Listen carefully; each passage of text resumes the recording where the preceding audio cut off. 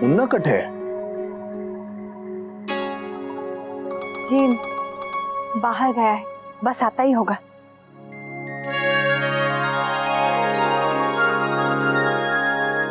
मुन्ना सुबह सुबह कहाँ चले गए थे?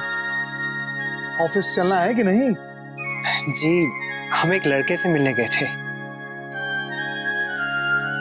कोई बात पड़ी? जी, आज तो सिर्फ मिलने गए थे, बाकी जानकारी मिलते ही मैं आप लोगों को बता दूंगा। ठीक है, हम लोग दफ्तर के वास्ते निकलते हैं, तो नाश्ता वगैरह करके आ जाना। जी चलो राजबना जी।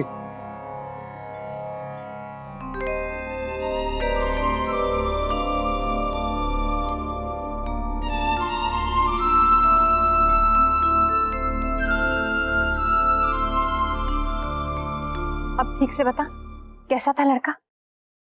हमें अच्छा लगा माँ। लेकिन वो क्या है ना कि हम उससे एक बार और मिलना चाहते हैं। इस बार ये कोई कसर नहीं छोड़ना चाहते हैं, है ना नैतिक? हाँ हाँ बेटा, जरूर मिलो।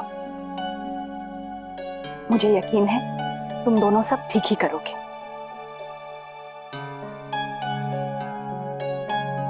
भाभी माँ को बहुत फिक्र रहती है मुन्ना। मैं बस उनके चेहरे पर पहले जैसी मुस्कान देखना चाहती हूँ।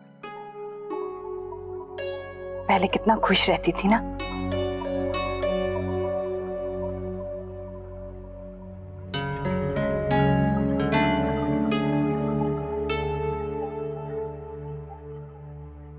अक्षरा, मुझे यश तो बहुत अच्छा लगा। फिर आपने माँ से क्यों कह दिया कि हम उससे दोबारा मिलने जाएंगे? मेरे मन में तो यश के लिए दो राय नहीं है। फिर भी नैतिक, मुझे लगता है हमें उससे एक बार और मिल लेना चाहिए।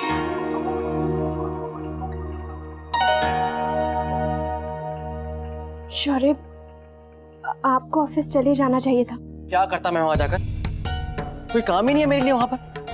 बाबूजी चाहते ही नहीं है कि मैं कुछ काम करूं। आज देखा ना, कह दिया बाबूजी ने कि उन्हें मुझ पर भरोसा ही नहीं है। ऐसी बात नहीं है। वर्षा, तुम अब भी यही कहोगी ना कि शौर्य सब ठीक है? अरे थक गया हूं मैं इस तरह जीते जीते, हर बात पे टोकना, इंसल्ट कर देना। बहुत हुआ वर्षा। ऐसा नहीं है शौर्य। वर्षा, किसी को मुझ पर विश्वास ही नहीं रहा है। अब तो इस माहौल में सांस लेना भी मुश्किल हो रहा है मेरे लिए। ऐसे मत कहिए।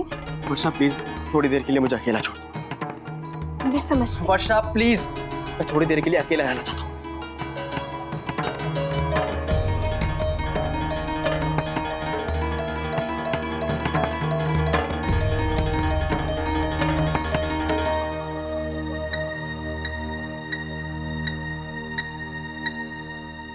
मुझे समझ में नहीं आता कि आपको इतने सारे लड़कों में से वही लड़का क्यों पसंद आया। क्योंकि वो ठीक है। लड़का आपको ठीक कैसे लग सकता है नैतिक? कितना बोलता है वो। हमारी नंदिनी दीदी इतनी सरल कोमल मन की, और ये इसे तो बात करने तक की तमीज नहीं है। अक्षरा, लेकिन उसने हमसे तो अच्छे से बात की ना। और हर किसी का स्वभाव एक जैसा नहीं होता है। जो अच्छाइयां हैं आप वो देखिए। काम करने का उत्साह है, जीवन में आगे बढ़ने की लगन है। मुझे तो लगता है कि दादाजी को भी वो बहुत पसंद आएगा। मेरे ख्याल से उसे घर पे बुला लेना चाहिए। नहीं नहीं नैतिक, आप एक बार अच्छे से सोच लीजिए। आप इतनी जल्दबाजी क्यों कर रहे हैं नैतिक? मुझे लगता है हमें उससे एक बार दोबारा मिल लेना चाहिए। आप माँ की तरह कुछ जरूरत से ज्यादा ही चिंता कर रही है। और क्या आपको लगता है कि मैं दीदी के लिए कुछ ऐसा वैसा कर दूंगा जो उनके लिए ठीक ना हो? सबने मुझ पर भरोसा किया है, तो क्या मैं वो भरोसा ऐसे ही तोड़ दूंगा?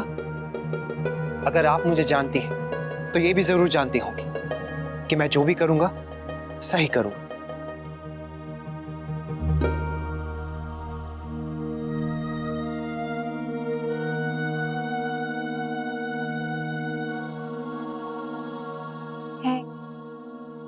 भरोसा है नैतिक, पर ये लड़का क्यों? दादा, मैंने पता किया है, शौर्य ने अंशु का एडमिशन जिस स्कूल में किया है वो एक अच्छा स्कूल है।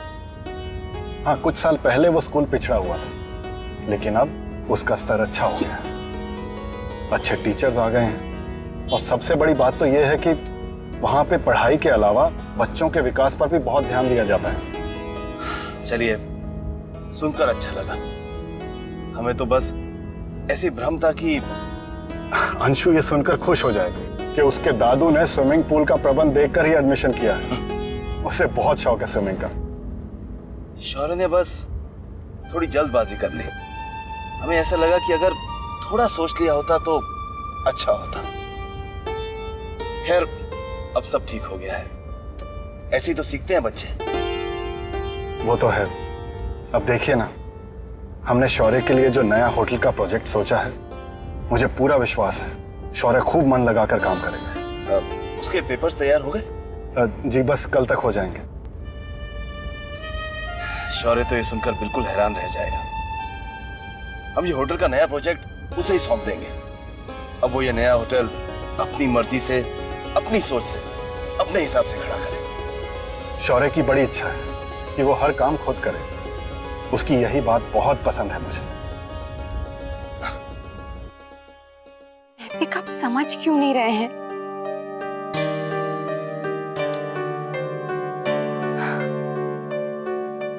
आज घर में भी सब लोग बहुत चुप-चुप से थे। क्या बात हुई होगी? एक काम करती हूँ, वर्षा से पूछती हूँ सब ठीक हो वहां पे।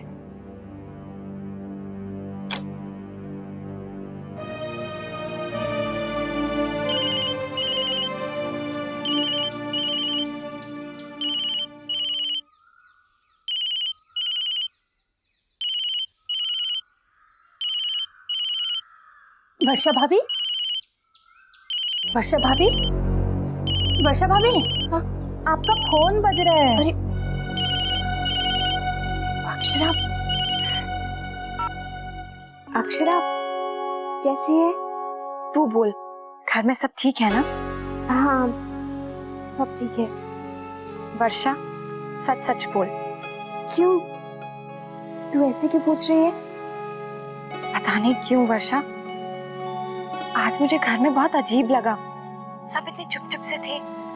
दादू भी बहुत टेंशन में लग रहे थे। कुछ हुआ है क्या? नहीं तो वो दरअसल बात यह है ना कि कल से शौर्य के सर में थोड़ा दर्द था। वर्षा, तू मुझसे छिपाएगी? मैं तेरी आवाज पहचान लेती हूँ। बोल, क्या बात है? अक्षरा, वो अंशु के एडमिशन को लेकर घर में थोड़ी टेंशन चल रही है। क्या? अंशु का एडमिशन? हाँ, अंशु के स्कूल में थोड़ी प्रॉब्लम हो रही थी, इसलिए शौर्य ने कहा कि वो उसका एडमिशन अपने स्कूल में करवा देंगे अपने दोस्त के जरिए। लेकिन सब गड़बड़ हो गई। वो दोस्त अंशु का एडमिशन नहीं करवा पाया, इसलिए बाबूजी शौर्य से नाराज हैं।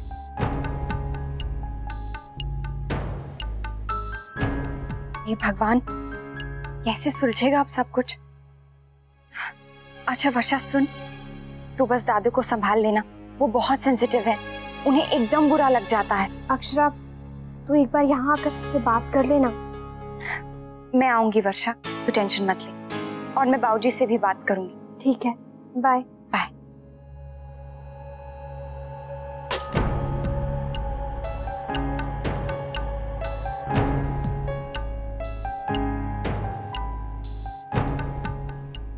एक काम करती हूँ, दादू से भी बात कर ही लेती हूँ। हेलो शंकरी ताई। मुन्ना, कैसा लगा लड़का?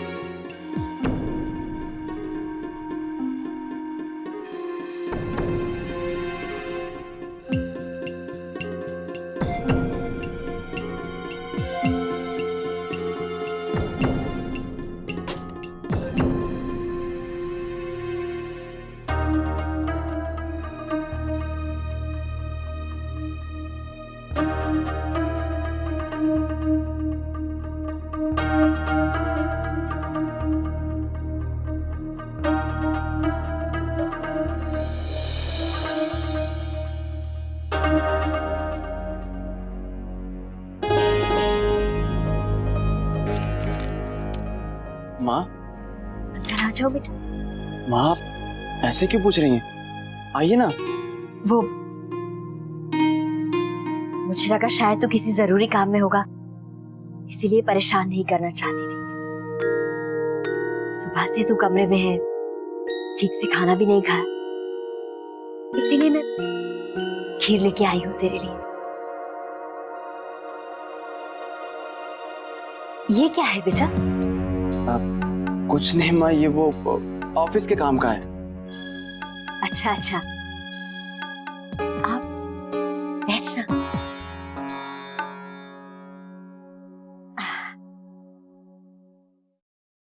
ले बेटा, खाना।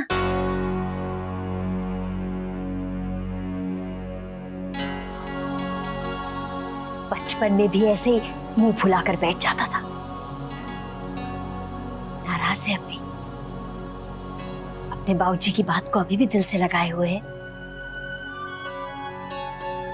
बेटा वो तेरे बाबूजी हैं, उनका हक है तुझ पर। बाबा भी तो रोक टोक करते हैं ना, उनकी बात का बुरा नहीं मानते, उनकी भावना को समझ।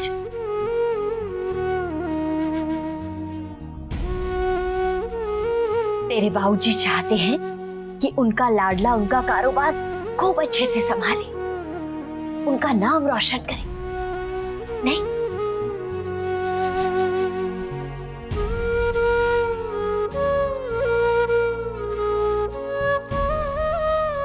तू जानता है ना शौर्य, तेरे बाबूजी तुझसे कितना प्यार करते हैं।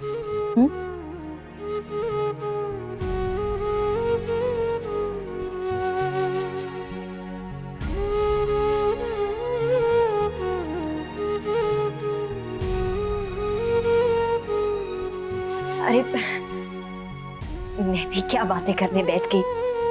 तू खीर खा ले बेटा, खीर खा ले।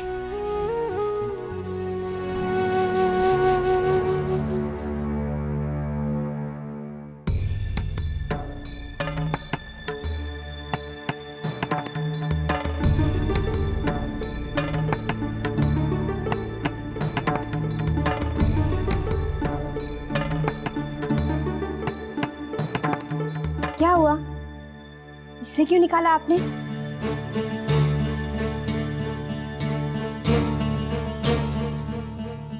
क्या सोच रहे हैं आप?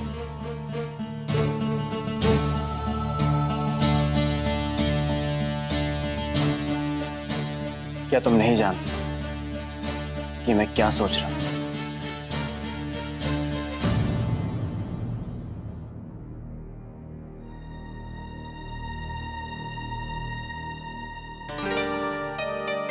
अक्षरा, मैं ऑफिस जा रहा हूं। आप ऐसे क्यों देख रही हैं?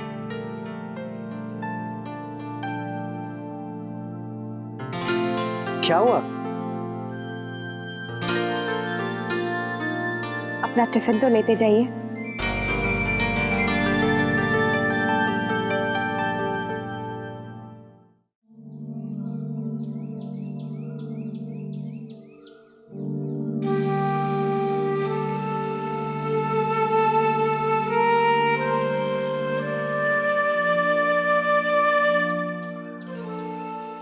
क्या बात है बड़ी बहू, कुछ कहना चाहती हो?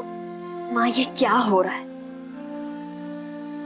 शौर्य के मन में गलतफहमी बैठ गई है। सोचता है उसके बाबूजी कभी उस पर भरोसा ही नहीं करते, और दूसरी तरफ ये उससे नाराज है। दोनों के बीच में फंसी हूं मैं, दोनों को समझ रही हूं, लेकिन स्थिति संभाल ही नहीं पा रही।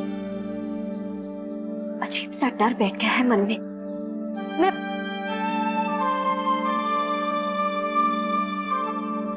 माँ आप सुन रही है ना? बड़ी बहू देखो, इस पेड़ की ओर देखो। छोटा सा पौधा कितना ऊंचा बांस बन जाता है, और हवा के तेज झोंके इसे कभी तोड़ नहीं सकते। पूछो क्यों? क्योंकि ये झुक जाता है। विशंभर को भी ये बात समझनी चाहिए। हम शौर्य को छोटा है मानकर सब कुछ सिखाते आ रहे हैं, लेकिन अब हमें उसकी इच्छाओं को समझना होगा। बदलते समय के साथ हमें भी बदलना चाहिए,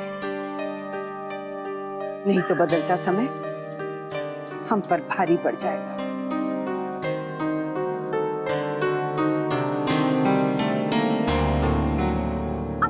ऐसा कैसे सोच सकते हैं कि आप कहीं और किसी और की नौकरी करेंगे? समझो वर्षा, मेरे पास बस यही एक रास्ता बचा है। ये सही भी है।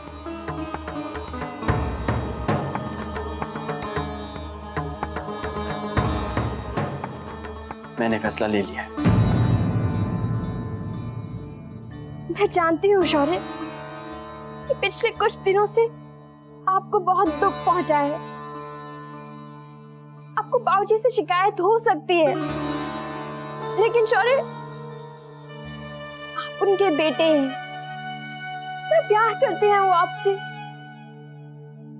आपने एक बार भी सोचा कि घर में जब सबको पता चलेगा तो सबको कितना बड़ा धक्का पहुंचेगा कि उनके घर का बेटा अपने खानदान का कारोबार छोड़कर कहीं और नौकरी करना चाहता है?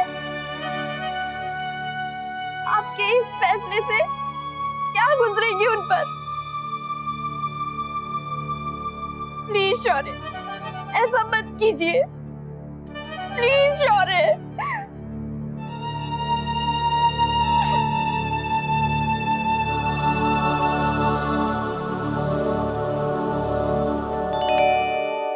जी ठीक है, ठीक है।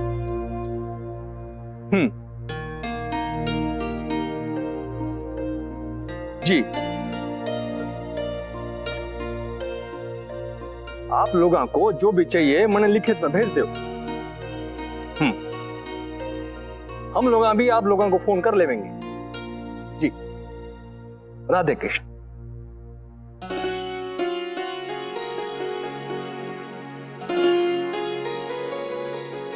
दादाजी, कुछ कहना चाहे हैं बहू?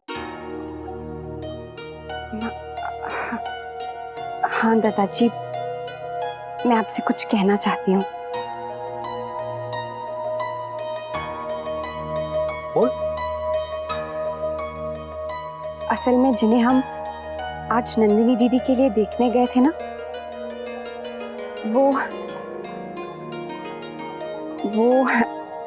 अच्छी हैं।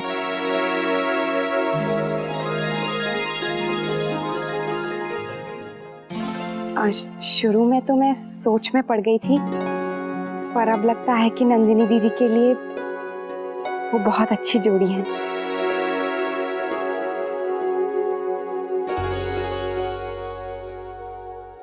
ठीक है, तने अच्छा लगे है तो बड़ी अच्छी बात है। तो दादाजी, हमें उन्हें जल्द से जल्द बुला लेना चाहिए ना। आप उनसे मिल लीजिए। देखो बेटा, ऐसी भी जल्दी नहीं है, आप सोच लीजिए ठीक से। बाबूजी, मैंने बहुत सोचा है। हाँ, और मुझे लगता है कि हमें जांच पड़ताल में समय नहीं गंवाना चाहिए, नहीं तो इतना अच्छा रिश्ता हाथ से चला जाएगा।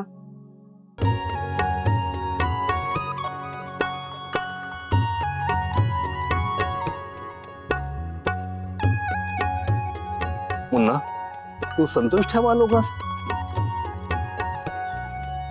जी, मैं तो पहले से ही कह रहा था, मुझे कोई आपत्ति नहीं है, बल्कि मैं तो यही चाह रहा था कि वो लोग जल्द से जल्द घर आ जाएं, अगर आप लोगों को ठीक लगे तो। वैसे जो अक्षरा कह रही है बिल्कुल ठीक है, हमें समय नहीं गंवाना चाहिए। तो ठीक है, वैसे भी मैंने सब कुछ थारे पे ही छोड़ दियो है, तू कहवे है, तू बुला ले वालों उनको। जी मैं उन्हें अभी फोन कर लेता हूं।